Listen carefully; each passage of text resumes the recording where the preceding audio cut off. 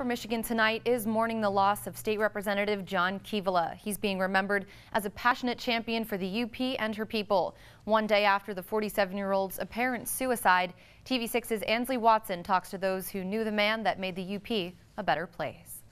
I knew John as a friend, and I knew John as a person who served the city of Marquette. He was an honestly good man. The sudden and shocking death of State Representative John Kivela tore the hearts of many. Kivela was found by police in his Lansing home from an apparent suicide. This coming just after being released on bond from suspected drunk driving the night before. He was an alcoholic, and he hid it very well.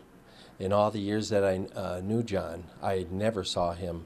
I would see him drink socially, but I never saw him sloppy drunk, or if he had a few, he'd let his wife drive. Amidst his struggles with alcohol, that didn't take his dedication away from being a leader. He really represented everybody. It didn't matter what side of the political spectrum you were on. If you had an issue or wanted to talk to him, he was always available, always understanding. The thing that I really liked about him was that he cared about the people, he cared about the city, he cared about his district when he was a representative.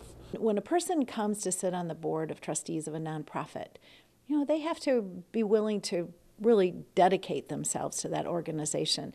And John dedicated himself to the Children's Museum. People remember him as a real family man and a true friend with a memorable personality. I don't know that he had an enemy. He was a real talker. He was a people person, and I think that's why he was so successful. You couldn't help but to really like John. He was always pleasant. He was always happy. I don't think I ever saw him without a smile on his face.